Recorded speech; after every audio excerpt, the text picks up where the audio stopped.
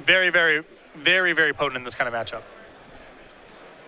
Yeah, interestingly enough, when I've heard a lot of players describe the Esper Dragon's Mirror, which is a fairly difficult matchup, is it plays out a lot more like a mid-range mirror than like a control mirror. You're slamming dragons to each other and looking to your opponent to answer it a lot more than you're sitting back on grips of counter spells. Yeah, again, we've been carrying this a lot to Revelation matchups, and this is a lot more of a proactive tap out, try to land some sort of threat. Now, game one can still come down to decking. In the post-board games, that's very rare. Yeah, it looks here like the Risen Executioner has rose to maybe carry this one 2-0 for Randolph. Yeah, it's interesting because this card is not very aggressively costed at all. You're paying for a 4/3 that can't block for 4, but the fact that it's black and can be cast out of the graveyard a repeated number of times is often enough. Can attack through Dragon Lord Ojutai also. Yep. Yeah, you would not look at this and assume that this was going to be some big player in a control matchup, but no, I mean, it's just durable, and it's a matchup that's a lot about tapping out for creatures and creature removal, and this lines up very nicely in that kind of game plan. It surprised me this saw as much play as did. You see Ashiok comes down and exiles 3 off Randolph's deck. You know, we saw cards like Golgari had a skeleton that was a 4/1 that did the same thing, and you know that never really saw play. Oh. Man, it's going to bother me now that I can't think Rot of Farm Skeleton. Yeah. Yeah. I saw a little bit of play in some of the graveyard-centric Golgari decks as a one-of to be control decks, but you're right. Never saw a ton of play. Yeah. To be fair, this one doesn't run into Satyr Wayfinders, which may be the big difference between the two. But one of the things I like is that, yeah, the deck certainly gets a large graveyard going. You see Randolph getting a lot of advantage off these Havens.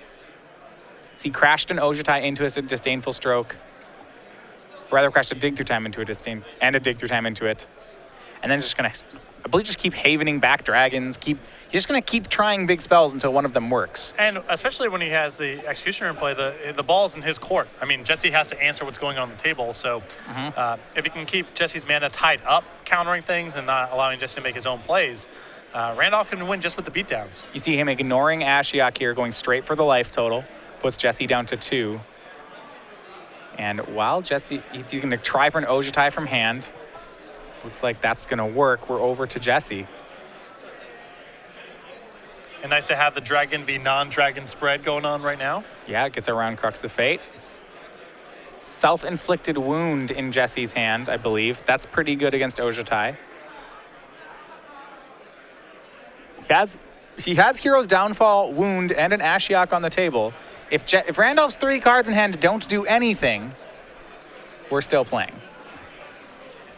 The +1 exiles Foul Tongue Invocation, land, and most importantly, exiles one of Randolph's copies of Haven of the Spirit Dragon. That's actually a really good hit. Yeah, it's important here for Jesse to be able to eventually weather the storm of all these Havens. It's going to be hard to do, especially when he's under the pressure from the Executioner, but those lands are very significant right now. Yeah, so here's something which is very interesting. Randolph's showing up for the mirror match in force. So Jesse has 1 copy of Haven of the Spirit Dragon. Randolph is playing 4.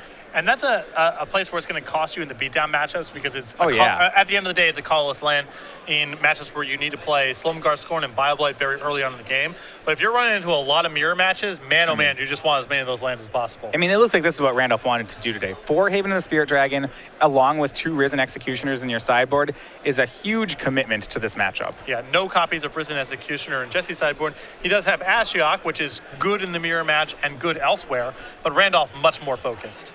So self-inflicted wound. The Ojutai will hurt itself. Goes down, Randolph's down to 15. You see Jesse with Thoughtseize in hand that he can't cast.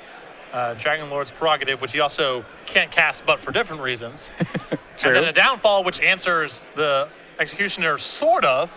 I mean, this is a good hand for the mirror match, but it just may not be able to beat what Randolph's doing right now. I mean, the worry is, right, any counterspell beats him, but I don't know if he has, that doesn't matter. Yeah, I mean, this Downfall has to resolve for Jesse to be allowed to keep playing. And even if it does, Randolph gets to go, all right, go get back Ojutai and recast the Executioner. It's not like it's a great spot for Jesse. It's just the requirement to play on. And here's Silumgar Scorn revealing Ojutai to counter Downfall.